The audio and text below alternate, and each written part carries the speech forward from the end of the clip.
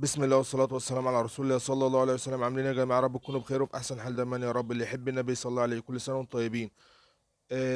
عايز أشارككم معايا الشغل العك دوت. زي ما انتم شايفين أنا اتنرفزت لما شفت الموضوع دوت.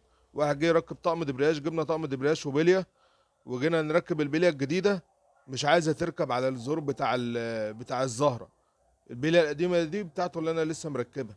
المهم مسحت الزور ودققت فيه كويس كده، لقيت الباشا اللي كان حلله، والله مش بنتكلم على حد ولا كده، عامل له شميز على الزور، شميز تخين، والبليه موسع له القطر الداخلي بتاعها باين على مخرطه ولا ايه. دي البليه القديمه، والبليه الجديده اللي كانت قبلها اللي مش عايزه تركب. قلت له طب طالما حد عايز يعمل لك شميز او البليه مكانها متاكل، نعمل شميز، نصفي الالومنيا شويه ونحط عليها الشميز ونصفيه لحد ما نرجع لمكان لمقاس البليه المظبوط. انما انت دلوقتي لا قدر الله لو عطلت على طريق، ولا ميكانيكي ولا قطع غيار ولا انت تعرف تعمل حاجه على طريق مثلا، هتجيب بليه منين ساعتها تركبها؟ هو اساسا مظبط نفسه وعامل الشميز تخين وعامل وموسع بقى قطر البليه الداخلي على قد الشميز. يعني لو جبت له بليه ان 300 بليه عفريت ما تركبش عليه، اللي لازم انت توسعها بقى على قطر الشميز اللي هو مركبه. انا اعرف الشميز يتعمل ازاي، اعمل الشميز ايا كان في اي مكان، واظبطه واصفيه على المقاس بالظبط بتاع الحاجه اللي بتركب عليه.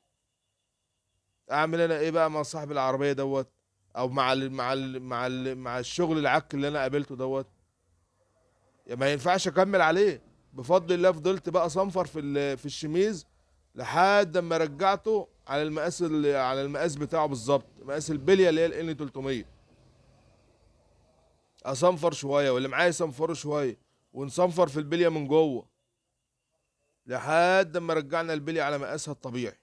يعني رجعنا الشميز على مقاس الطبيعي بتاع البليه، على اساس بعد كده اللي يجي يشتغل ورانا ولا ايا كان ما يقولكش ايه الصنايعي كذا اللي كان شغال ده. زي ما انتم شايفين عمالين نصنفر في زور الكردان. عشان كده بقول لكم يا جدعان خليكم واقفين فاهمين، واقفين فاهمين. افرض انت مثلا وقعت بقى مع صنايعي تاني مش واخد باله او مش فاهم، هتبقى انت ساعتها واقف انت وهو مش فاهمين اي حاجه.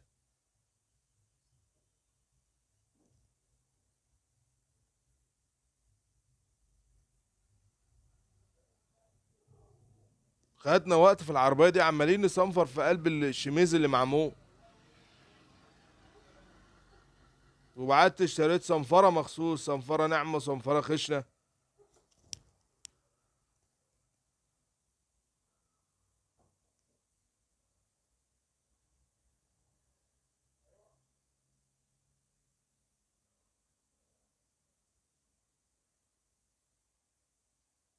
واللي اكد لي بقى ان البليه اللي انا جايبها الجديده، يعني ان الشميز هو اللي فيه الغلط. كان عندي فتيس في الورشه محلول بتاع عربيه بتعمر، ركبت عليه البليه ركبت 100 100 اللي هي الجديده. جينا نركب عليه القديمه اللي هي كانت شغاله على العربيه دي على الشميز التخين، لقينا البليه مبوشه جامد.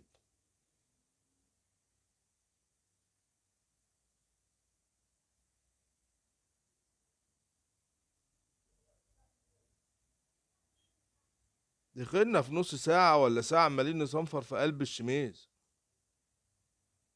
اصل ان انا اقول له كمل ونركب له البليه القديمه على طقم بتاع الجديد، يبقى انا كده برضو بكمل في الشغل العك، وده مش طبيعي. الحمد لله والشكر لله. وصنفرت شويه صغيرين من البليه اللي جوه، مجرد صنفره مش باكلها على مخرطه ولا الكلام دوت، لان الصنفره طبعا عمرها ما هتاكل زي المخرطه. بس هي زي مساله تنعيم كده. والحمد لله والشكر لله البليه راكبه مرتاحه الحمد لله والشكر لله. الراجل قاعد يدعي لنا يدعي لنا يوميها. بالله عليكم يا جماعه ما تبخلوش علينا بالاشتراك والتفاعل، احنا ما بنبخلش عليكم بحاجه.